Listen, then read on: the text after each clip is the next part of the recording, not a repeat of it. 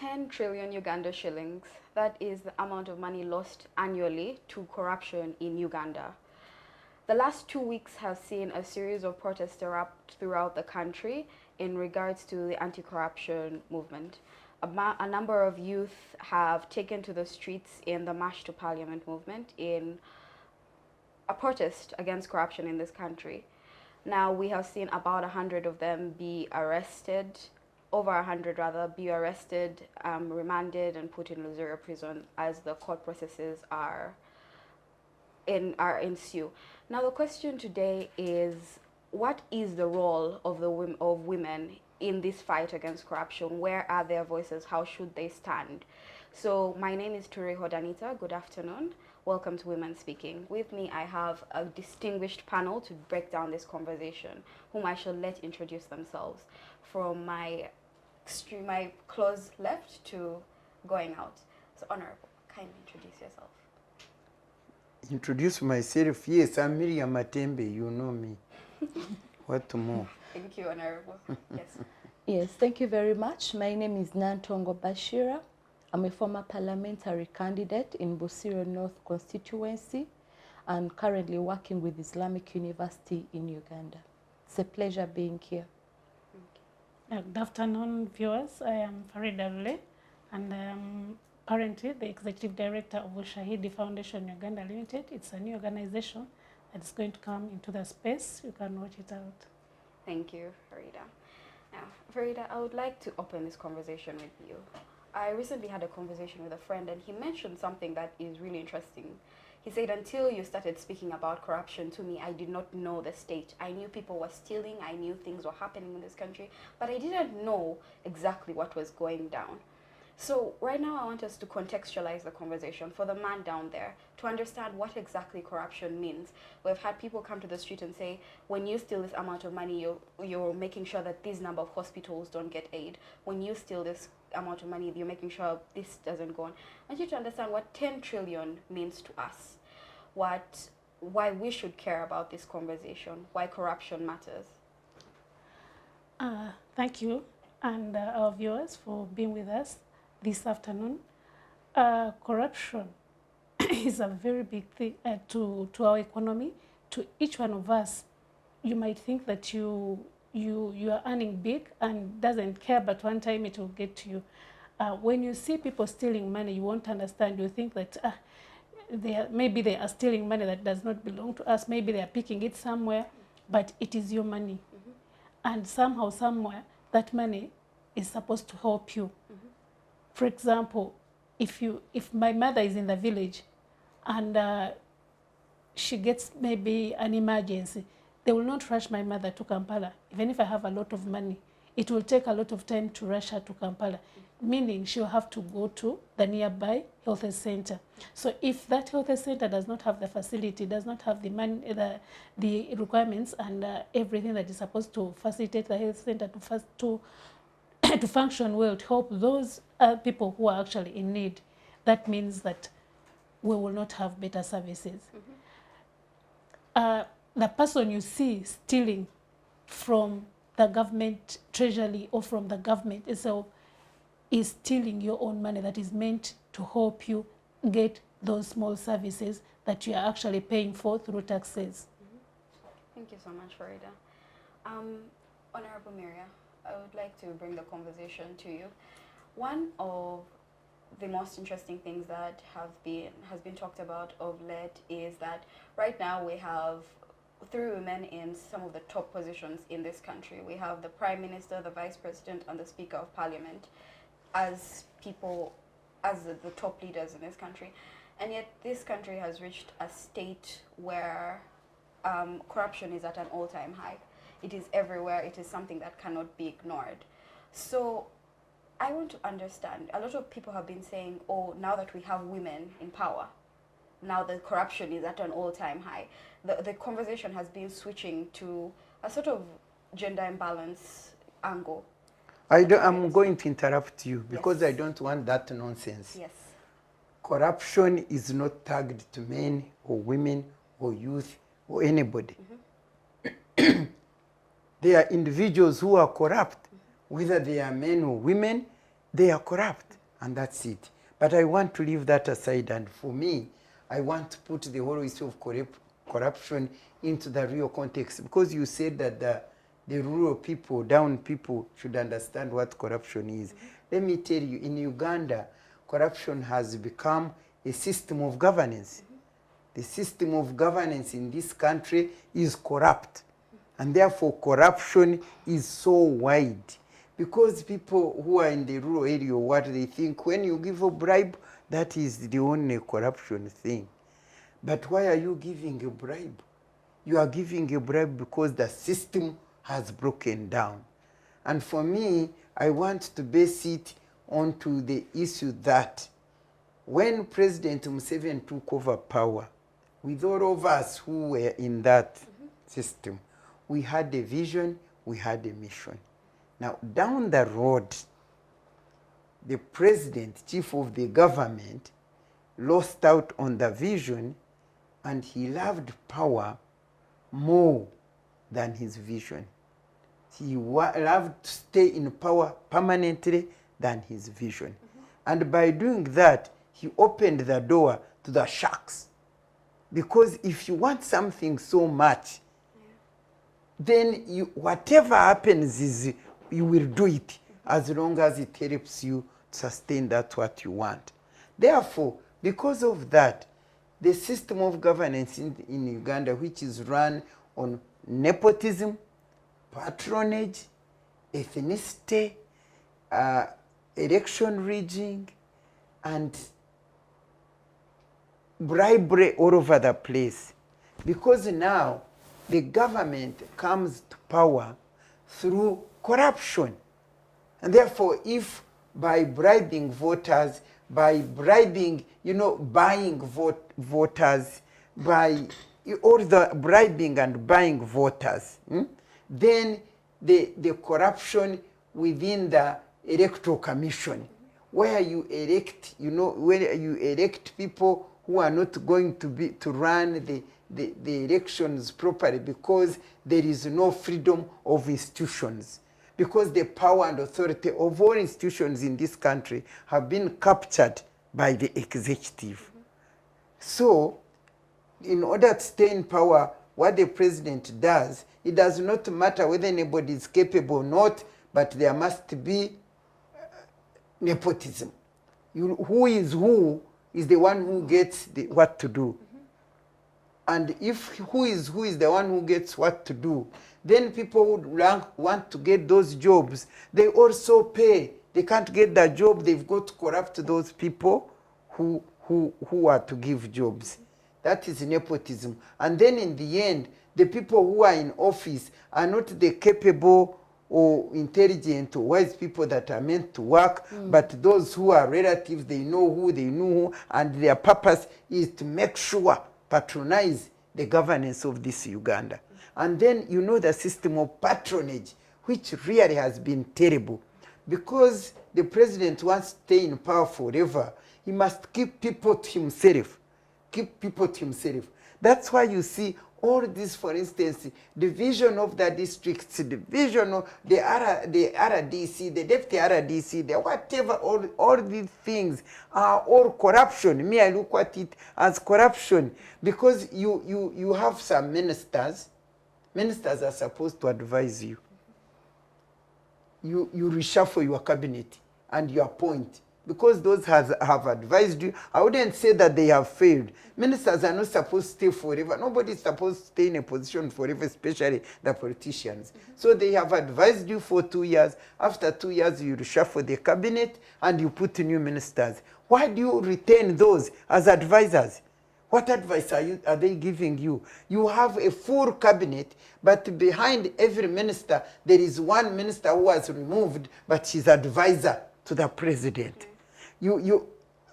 All these people who should be saying no because of patronage, either they are ambassadors or they are what. Do you think Miria Matembe was in parliament alone? I was there with so many men and women. But if you go to look, for instance, where they are, RDCs, assistant RDC, ambassador, all these are made to patronize the system and make it personal. And if you see the weakness of somebody, then those sharks who are corrupt, they come and buy him because they keep him in power. That man president now is really a prisoner. He's a prisoner of all these sharks, and he cannot fight corruption. I have told you so many times, I was the first minister for ethics and integrity in this country. By the time I was appointed a minister, corruption had started, coming in and growing up. It started with 1996 when anti-corruption unit was established in the vice president's office, Madam Kazwe, Her Excellency. Down the road, it was realized that actually corruption is not just one act and running away. It has become systematic. And therefore, they said we need it, and it is linked to breakdown of ethical value and morals of Ugandans. Because when Uganda came here and fought and they started building institutions, they didn't build the hearts and souls of the people. So they said we need to establish a ministry for ethics and integrity whose focus will be to fight, to coordinate government's efforts to fight corruption and build ethics and integrity in public office and to fight corruption. And as you know, I was chased away for standing firm on integrity, showing you that President Museveni, I have said it 20 times, that he does not have a political will to fight corruption because his focus is stay in power forever. And what disturbed me when I was that minister, I was very tough and we are doing very well. We arrested some permanent secretaries and secretaries, member of parliament and that kind of people. And one time when I had just talked to, talking to the donors who want to see what we are doing in corruption, and I said, this one is in prison, this one is in prison, we have caught big fish, and they were very happy. And about 3 days later down the road, he gave them presidential pardon. I want to ask, did you see how he was talking when he was it State of the Nation address? When he said now his eyes has opened, now he can see corruption. And he said, can we give them pardon? You remember what word did he use? If we get them arrested, who will work with? He said, can we, I've forgotten the word, the amnesty. He said, can we give them amnesty? These people, because you never know, others may be innocent. Imagine corruptly innocent, innocent corruptly. He was like joking about it. And of course you could see, and I can guarantee, and since I left Museveni's government, I'm in 19th year, and I have always told you, he has no political will to fight corruption. And you can see now corruption because of wanting to stay in power and making sure that it is the non-starters, the majority of parliament, the poor, the whatever, those who don't know, who have no purpose, all those, because parliament now, politics has become a source of income, of money. And it started with him when he started buying, when he started putting envelopes, same black envelopes. If you dig into, you people who Google, you will find when Matembe was saying, what are these envelopes for? Now it has gone beyond. Those days, the envelopes maybe could be 100. Now it is trillion and millions and what. That's why you find now the parliament, they look at it as a source of earning. Therefore, they sell their houses, they do everything to go and get earning. And he is always buying them. And he started when he gave them 5 million each to remove the presidential term limit, against which he chased people like me to go away. But I declared this is leading us to nowhere, and it has led us to where we are. Therefore, corruption is not like Nabanja because she's a woman, Simani vice president. You look at all of them, individually, they are corrupt, they are greedy, and we have a transactional parliament. Rather than a transformative parliament, we have a transactional parliament. When Museveni wants something, he takes them aside. How much? Okay, give us 10 millions. 100, not 10. 10 is, if I get 10, I would go to heaven. But for them, they want 50, they want what? transactional. 100. Therefore, I want Ugandans to know that for sure, we are heading nowhere. We are heading nowhere under this government or president who wants to stay, and in case he goes, he's training, he's putting forward his son. I mean, Ugandans have got to wake up. Yes. You know, Bashira, the Honorable makes a very interesting point. She said the president has no political willpower to fight corruption. Not at all. Now, you have been really strong in the political space of recent. You joined in the last decade or so. So I want to ask you, who in the political space has the willpower to fight corruption? We have seen the opposition look kind of shaky. The former leader of opposition in parliament has been himself engaged in a large corruption scandal. Right now he's part of the censure motion, the individuals being censured. Who exactly now in this political space has the willpower to fight corruption? Thank you very much.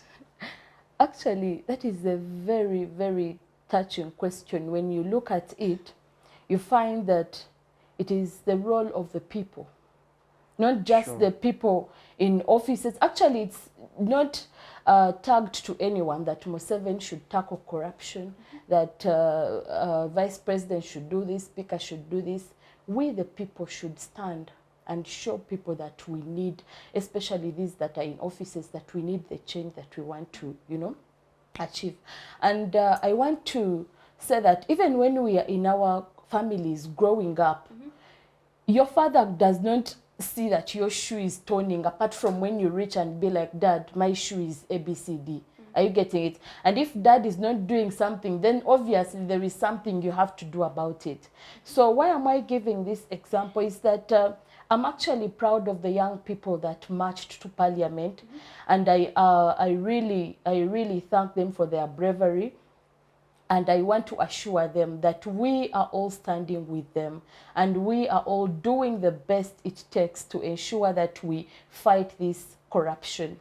Because it is now becoming abnormal. It is becoming a daily, dose. And speaking up, actually, we are here in a safe space, but try and speak about corruption with the common people out there moving.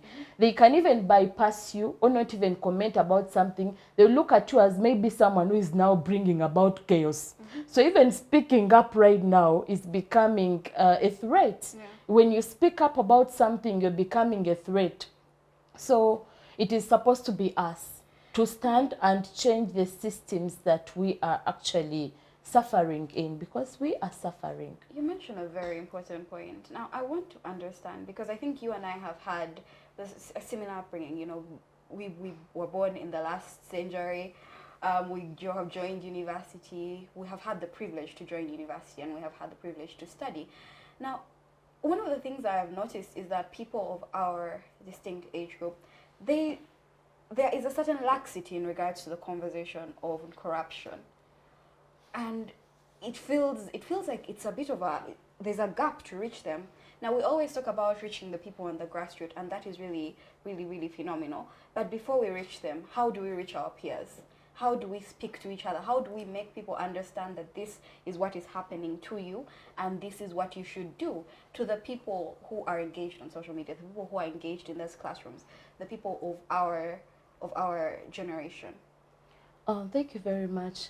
I think there is no formal way we are going to parade them somewhere and talk to them.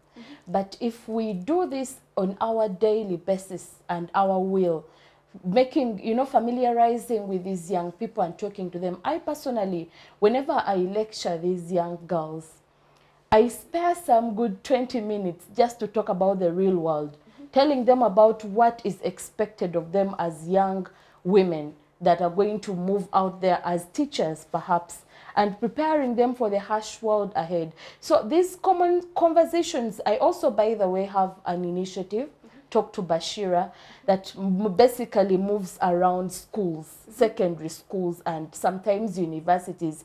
We have peer learning and, exchange of information and, so I think we just have to utilize the opportunity. When you wake up and you're seated with Hon.Dr.Miria Matembe, make sure you have passed over a piece of message that you basically want her to, receive and get. So by the time you separate, she has got your information. So I think that is the only way, being ambassadors, we as young people, changing the narratives, because there is no one. I was, you know, these days we have a quote, the future is female. But sometimes I go deep into that quote. If the future is female, then it is the responsibility of women to actually create that favorable future they want. Because if you're telling us the future is female and corruption is high, you know, skyrocketing, the future is female and things are not going your way, it is our responsibility to shape that female future that we want in us. So the young people should also shape the kind of future they want for themselves. So it is our responsibility to look out for ourselves and share generational knowledge so that we live in that future we desire. Thank you so much, Bashira. Faridah, I bring the conversation back to you. You know, often we hear, and I've mentioned this before, that we should really be reaching down to the people who actually vote, that is the people at the grassroots level. I know in your work you have worked a great deal with, and you continue to work a great deal with the people at the grassroots level. Now, there is us engaging with them, but there is the message not reaching. Now, over and over again, there have been certain initiatives by individuals, by groups, to reach the people at the grassroots level. Some have said that there has been a deliberate attempt to make sure that this information does not reach them, to make sure that people at the grassroots level do not understand and contextualize what is happening with them. I want you to help us to understand what exactly the person at the grassroots understands of this government, of the state of corruption in this country, and what exactly are the sort of potholes to us helping them understand further. I think, like Honorable said, we have a long way, because you do not even know where to start from. The institutions are all dead. So if you have all the institutions dead, so if you want to reach out to the person at the grassroots, let me example that you wanted to do civic awareness in Nabiratuk, and just the mere fact that we were going there, the DISO, as if I saw so many lineup of people, DISO, and they're all stopping this organization from actually talking to the people of Nabiratuk. Leave Seven's people, these are President's people. You know, as in, anyone has no right to go and speak to those people. You know, you have to go through the whole system for you to, if you are lucky enough, you'll get the permission to speak to these people. But do we have to go through all that process for us to reach out to these people, to give them the information that they need? So if you're not passionate enough, you'll not actually go through that process. You'll just end at the RDC's office, and then they toss you around and you give up. So there's kind of Actually, I want to come in that matter, because when we are discussing these issues, we must look at a wider picture of governance. We are not operating out of governance. I mean, Ugandans have got to understand that we are in a dictatorship, militarized government, which closed the civic space. I mean, I have an opportunity to have seen life during Obote, during all those dictators, and to have seen life when NRM came, when the civic space was opened, when actually women got a space also, because we didn't have the space. So when the civic space was opened, and we formed all these organizations, the Action for Development, we energized the FIDA, Uganda Women Finance Credit Trust, all these, and we mobilized Ugandans, and our purpose was lift up Ugandans, democratic governance. Governance is for people of Uganda, and they got involved, and we used to mobilize, and that's how we changed the whole situation.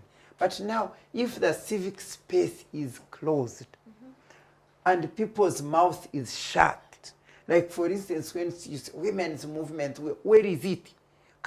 Do you know what women's movement used to do? When we stood up and demonstrated against this defilement and all that, you remember when they said that Matembe called for castration? You think it was a joke? We used to get up if the women are beaten, like that woman whom I saw, was it at the church or what, with a placard. Just a woman at the placard, and you arrest and put her and break her legs, and you take her, and you want Simanya 100,000 for bail, 100 what for bail, a million or something for bail. What did she do? Those days, the women's movement, you do that and we leave you, we would rise up. But can they rise up? I want to tell you, me, I tried. When they, you remember when they were going to remove the age limit. They beat these people when the parliament was invaded by the security. What is it called? This Museveni is FSC, whatever it is. SFC, when it invaded parliament, and you know, they beat all these, the Chaguranyi, the Nambos, they broke their legs. We gathered a bit as women's movement, you know. And we said, no, we must get permission and go, and we wanted to walk around the parliament and pray that the parliament should be kept safe, and you know, and so we decided, we asked for permission even. They gave us permission. We put on our white and we went. But women went there before me. I was still in, we had a conference, we were doing something. So they went when they were gathering at National Theatre. Oh my God. They called them. They took away the permission letter. Even our permission letter, they called the one who was holding it. He went to police. They grabbed it from her, and they arrested these women. And they were distinguished women. You were part of us. Yeah. They arrested these women. They were taken to Kira. Yes, by the time I reached the National Theatre, I saw there all these army that catch vestige, you know. We used to know those vehicles for vestiges arrest. And they were all there, and I said, hey, I passed with them. Then another woman, I went to go to the the other entrance of the theater to see where you were. Then I met there one woman who had already covered the dress of white and put another. He said, Honorable, they have arrested them. They had taken off them, and I got on my phone. I kept saying, where are you, where are you, where are you? And I ran, and I found they had already been put in a cell in Chira. And I said, I want my women, where are they? Who are you? Do you own women? I said, every woman in this country is mine. I have come here to redeem them. And it was a conversation, and then eventually I said, I'm not leaving this place without these women. Eventually they let us free. But wasn't that the last time we ever tried to demonstrate? And it was so peaceful. So let me tell you, and then me, I belong to SEDU. Wasn't SEDU closed? Citizens Coalition for Electoral Democracy, which used to mobilize people, educate them about elections and so on. Did they close 54 organizations? Yeah. Now, do you hear any NGO going out, you know, to do like we used to do? They are in their offices doing their work. So the space for civic, for us as we people who used to mobilize people and teach them what they should do, is completely closed. One time they almost arrested me in Guru when they were going to elect re-elections of LC1 after a long time, when LC1 was not elected. And then they said they would elect them. Now we were going to teach, I think, under Forward or Civic, Center for Men in Governance. And I went there, they told people that Matembe is in a hole somewhere. So when I was there, Simanyi Eso, they came to arrest me. And when they said, who is there? When I walked out, I said, okay, I am Miria Matembe. I'm here educating, mobilizing these women on how to participate in elections. Because we wanted women to be on the committees, because when they are there as leaders, then it helps the women who are suffering with gender-based violence and so on, because the women would be on the council. And I said, what do you want? Now arrest me and I see. Of course, for me, who can arrest me? I have God's grace on my life. I'm serving my purpose. But other people, they can't allow, they feared, they went. And I taught the women and came out. But now women cannot freely go and mobilize fellow people. And they are not mobilizing them for opposition or what, but to educate them. But the government which wants to stay in power, let me tell you, one of the advantages and it creates for itself is that it must lead people who are ignorant and people who are poor. And therefore, and the present government has achieved that. The ignorant people, because they are no longer mobilized and educated, or they want, oh, you move, now they are with PLOU. They go there to get the money, all of them. They have been turned into nothing. They are just beggars. I had never seen elderly people begging, but now almost every Ugandan who is in the rural area, Wampayochi, 1,000, yes. 2,000. How can Ugandans be reduced into nothing because of just the government wanting to stay in power? This is what has happened. Don't just look at small things. Look at the wider picture and see where are we going. And for me, the message I give to Ugandans, it is we. Let me tell you, when Museveni saw that Obote's government was failing, was doing all these things, what did he do? In fact, he mobilized youth and took them to the bush. And they went to fight. And they came and took over. I don't want the young people of Uganda to go to the bush.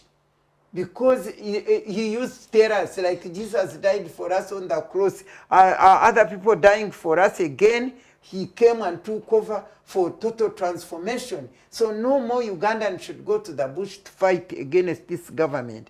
But I want to tell the youth that they don't have to use the Museveni strategy of going to the bush to fight.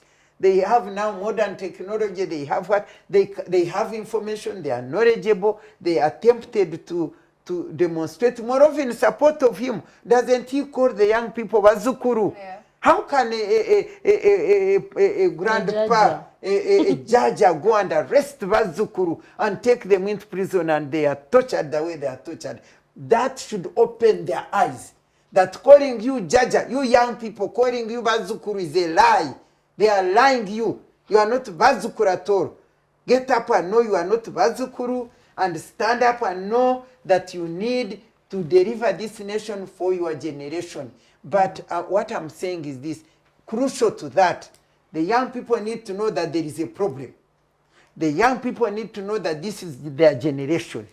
The young people, you know, the Bible says that when King David has served his purpose, in his generation he rested. Yes. That means there are generations, and every generation has served its purpose. Museveni's generation served and went beyond. And let me tell you the thing in it is that when you have a generation, a purpose to serve in a generation, it is you who will serve it in that generation. When you go beyond, the other generation which has finished its purpose, when it enters into this generation, it is not doing that purpose because it is not its own purpose. It is the other new generation which should come in and serve that purpose. Now, Museveni's generation did serve its purpose. I'm telling you, I want to give a testimony which NUP doesn't want. When they call me to go talk to them, when I say, I applaud President Museveni because he did a great, they say, shut up. But we must give credit where it is due.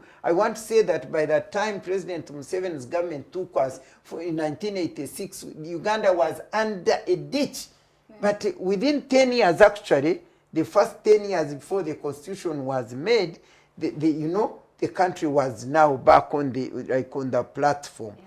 And then the next 10 years, at least to go to 2017, 2020, is it 20?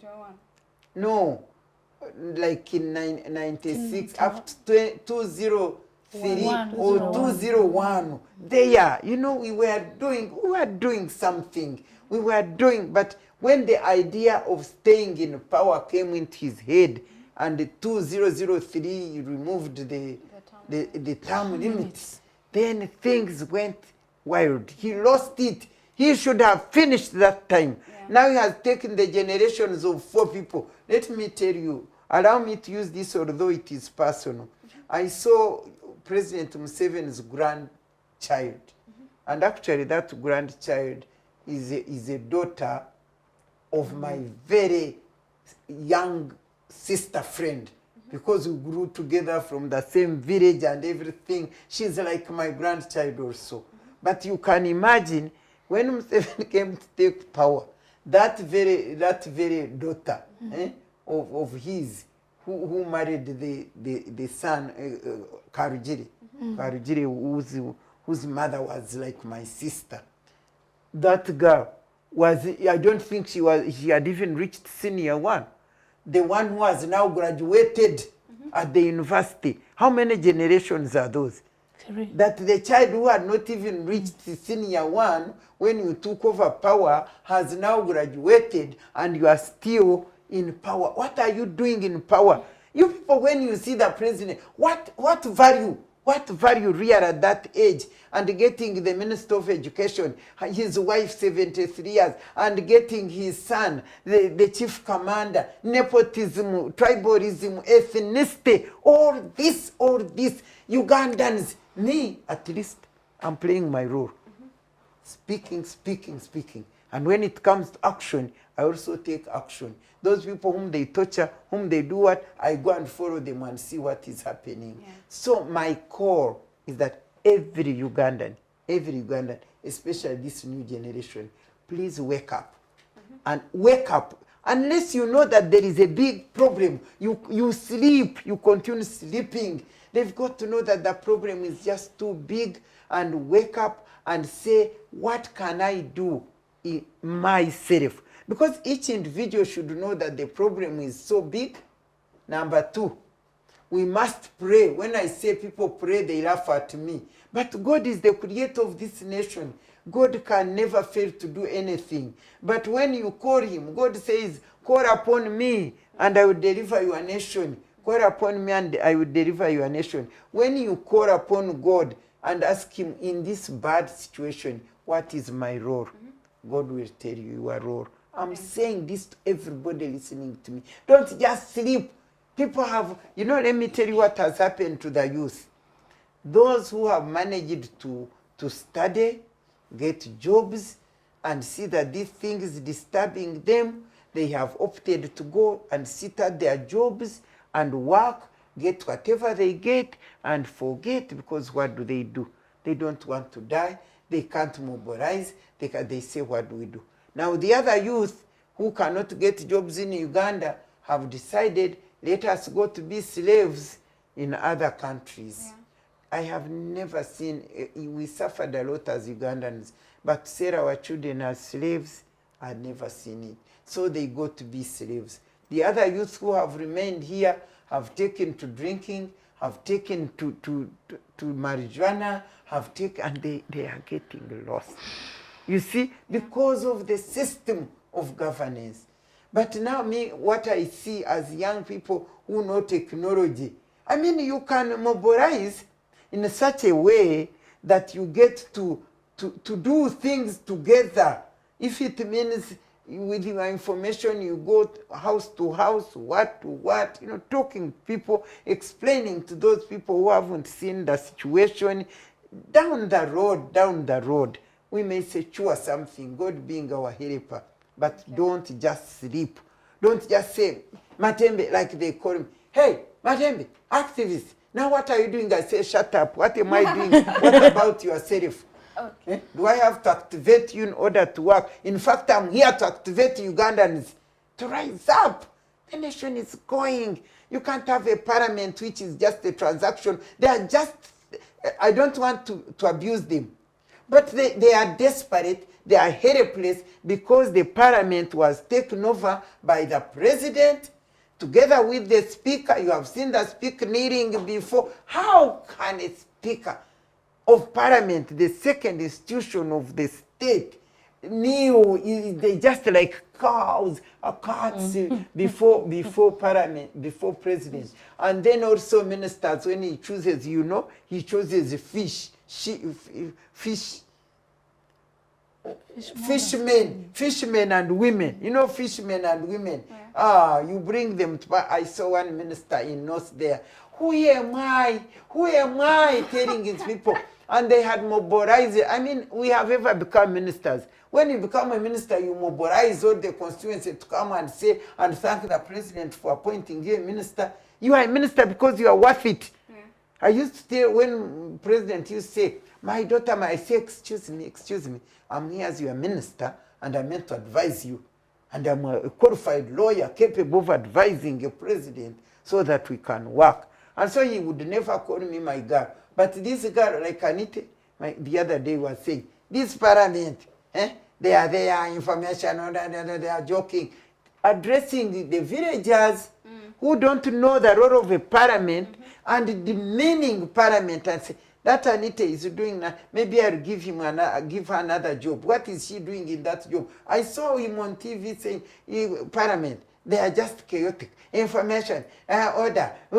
What is all that? Can you imagine what is the Parliament supposed to do? They're supposed to debate, discuss, but he was demeaning it, and now he was demeaning the youth, saying that they went to they are demonstrating because it is the foreigners who have told them to demonstrate. Yes. Is that really true? You mean Ugandans cannot see? And moreover, tell me, what were they demonstrating for? In his support. Yeah. Because he said, I'm now ready to fight corruption. And the youth said, yeah, you are going to help you and demonstrate against this parliament whose members of parliament are corrupt. And now he says, no, he arrests them. So now what? What exactly does it mean?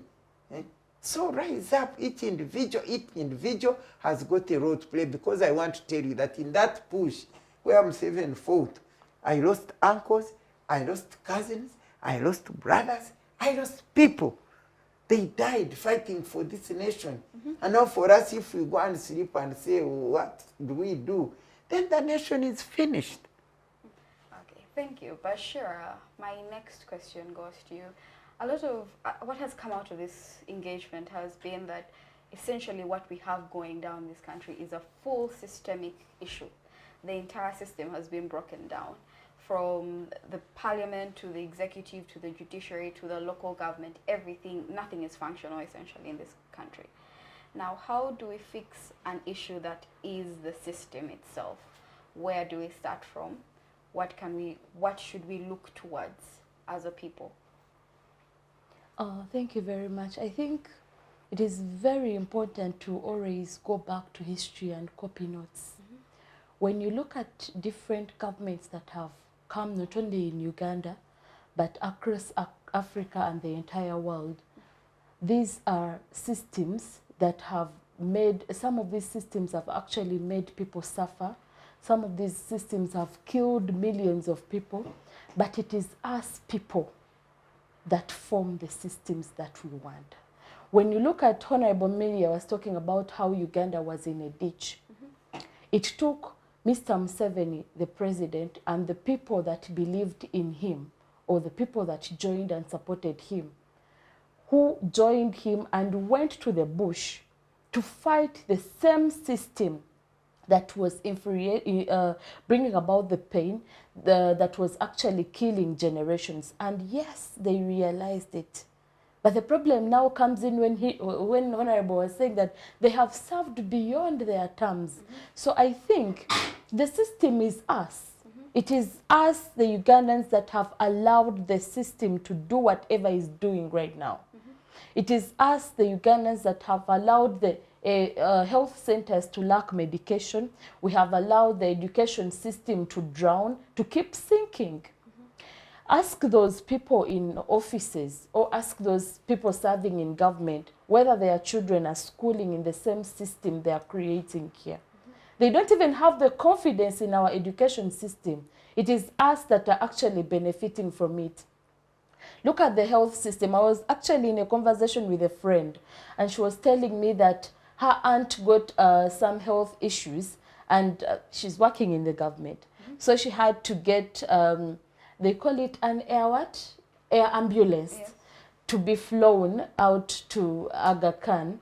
And she was counting to me the money that was spent. And I'm like, now if it was someone's mother, a normal citizen in Uganda, you know, here we actually, I think I'm forgetting the exact figures, that most of us, some of the biggest percentage here, people are earning little money, 1,000, 2,000, people are barely even finding a meal a day. And someone is flown, brought back. Yes, we want her alive, but consider what of bringing those same necessities that she's traveling for here in your country, and you save 100 hundreds and thousands of people that are dying in our health centers. So I think the system should be changed by us, because it is us who have created the system. So it's no big deal of us saying that how can we fight the system and not. We are the system, and we have allowed all the malice that is actually going on right now. Yeah. Thank you. Thank you. Faridah, same question to you. Yeah, I think you even think of where to start from, and because I think we should go back as women and say what can we do in our small world to help this country. In my small world as Faridah, what can I do to help this country? Because if we have left it to the know-it-all, but they have not actually helped us. So for me, I think we should start with our children. We mentor them. I want to share one experience. I worked with Charles Mwangusha. Charles, we were supposed to have interviews for some regional coordinators, and he was supposed to be part of the panel to get his allowance, and he didn't get. He wasn't present. So when I took him the sheet to sign for his allowance, he said, Faridah, but I was not part of the what? Of the team. I was supposed to be part, but I didn't participate. So please take back that money. I looked at Charles. Yes. Yeah. And I don't know whether even up to now, I look at Charles with a lot of respect, because it was some good money, but he said, Faridah, and he was studying, because he was studying law by that time. He said, Faridah, I did not participate. You participated. So just if you got your share, then take back that money. We can use it for something else. So it is very rare for each one of us to act in that manner. So we should go back and have our children and say, have whatever little you have, but don't go for extreme, because you cannot, because you want to be somewhere, but then you have not worked for that. So for me, I think that we can do some skilling or some mentorship with our own children, and then at the end of the day, maybe some generations to come, we shall see the impact of what we have done. Right. I want to appreciate those organizations that have come up to rescue the participants in the demonstrations. Like, for example, last night, when they went and rescued and sent lawyers to actually stand to make sure that these people get bail, and they are actually out. Most of them are out.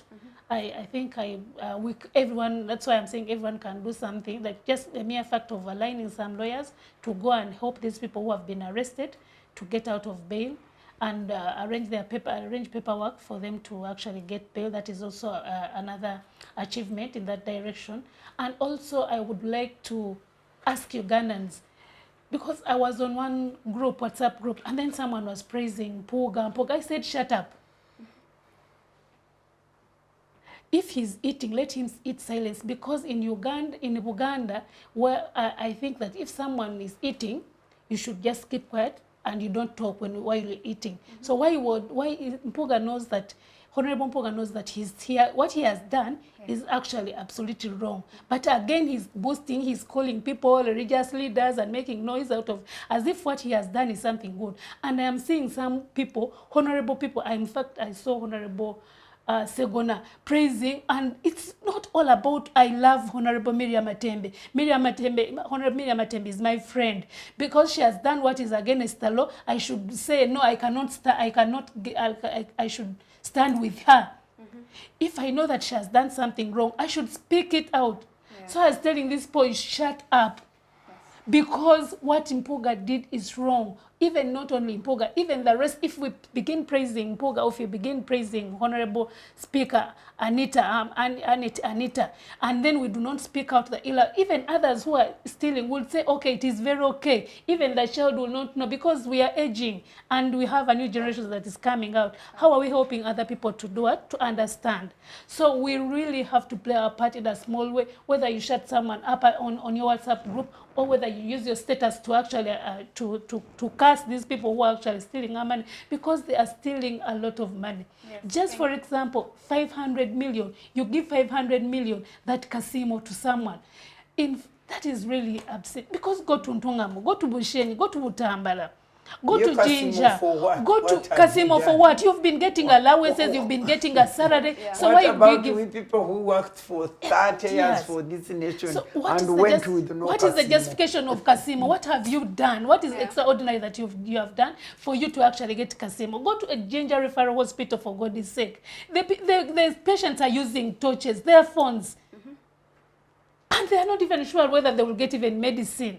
And you are saying you are giving, okay, if you are giving this person Kasimo 500 million, then as if are we all okay that it is the economy is good and There's the extra money exactly is to extra give out, money yeah. to give out. That is maybe that would be your business. But we are looking at these two institutions. We are looking at hospitals in a very bad situation. Thank you so much, Faridah. Welcome. Thank you so much.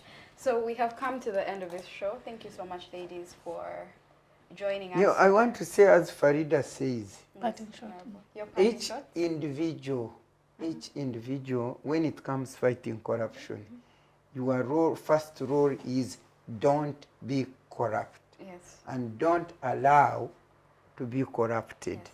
And I want to make an appeal to Ugandans. Please stop fearing. Yes. Because some people are corrupt because they fear they will lose their job. They fear they will be killed. They fear. Stop fearing. Fear is the worst enemy of human beings. And we should not fear. We should have faith in our God who created us, that when we stand for what is right and pursue it, then he redeems us. So don't be corrupt. And also, when you see the corrupt, report them, although they may not be punished. Yeah, but you do your part, Yes. do your Expose part. them. And then also go talking, condemning corruption. Thank you so much. At least if you do it in your Yes, area yes. where you work, in your office, in your area where you live, do something. If everybody does that, we would be able to overcome. Thank you so much, Honorable Rashida. Your very brief parting shots. My parting shot is actually a call to the women out there that we are responsible for whatever is going on in this country. Why? Because all the corrupt, all the people that have done disservice to this nation, we have mothered them.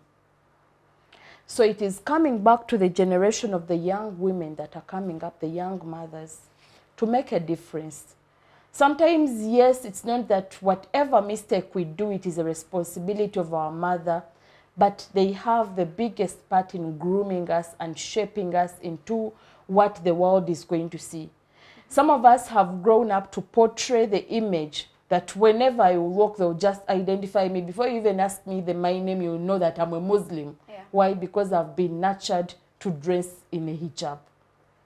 So my call to the mothers out there, let us groom our children, knowing that these are the people that are going to either bring prayers to your grave when you are no more in this world, or people that are going to wonder the kind of mother that mothered such a person who is bringing about disservice and disgrace to the entire generation. I want you to know that it is our responsibility. The women in France marched to parliament when you look at the history of the French Revolution, and they succeeded. Women should go back to the streets. No one can touch a woman. Let us make this an action. Yes, they will not finish us. We have actually shut the doors behind us. We are locked up somewhere, and we have to open them, just like you said. When did these To be women raped and defiled. who is going to rape them? Not in a militaristic, dictatorial regime. For me, women, please, march to God. Save yourselves. Oh no, oh no. Thank you, Honorable. Thank you, Rashida. Farida, thank you for your very March to God. Yes, brief parting. God is the helper. Yeah, I think she might be right that God is our helper, but I think we should gain courage and actually go. Not on the street. We should gain Go courage. to President, first go to President Museveni ask for permission, go and tell him that you want to march on the street. Go and tell him, go and talk to him and say, we are tired of corruption, please do something. But women going on the street and these young girls, you people, do you know what Namboze suffered to the extent of her suffering? And then the other woman who used to follow Besigye, who was he? Very right. Who was that? Ingrid. Do you know how those people have suffered? You want these women in Uganda to go there to suffer like that? They should not. Not in a militarized dictatorial government. They will march to their God in prayer. I think we redeem we should now try to benchmark. We should benchmark in other countries how women have done it, how other people have fought corruption. Yes, and we should try some of those tactics and see how they can actually benefit our country. Because we have been with this problem for so long, but we do not know how to actually solve this problem, because we have a lot of fear. The guns are pointing at everyone. We do not know how to meander and go through those and escape those guns, but they are there. So we need to find peaceful means, and whether we stay with our lives, and also protect others. So, but we make our point hard. Like they did their constitution up to now, but they didn't actually fight. They sat and used their brains. So we can also sit and use our brains and see how we can actually bring these people to order. Okay, thank you so much, Faridah. We have come to the end of our show. What are you doing for your country? What is your country doing for you? This is a call. Let all of us take up the mantle. This is the only way Uganda can change, is through each and every one of us. Thank you all for joining us this afternoon. My name is Turiho Danita. I've been your host. Have a great afternoon.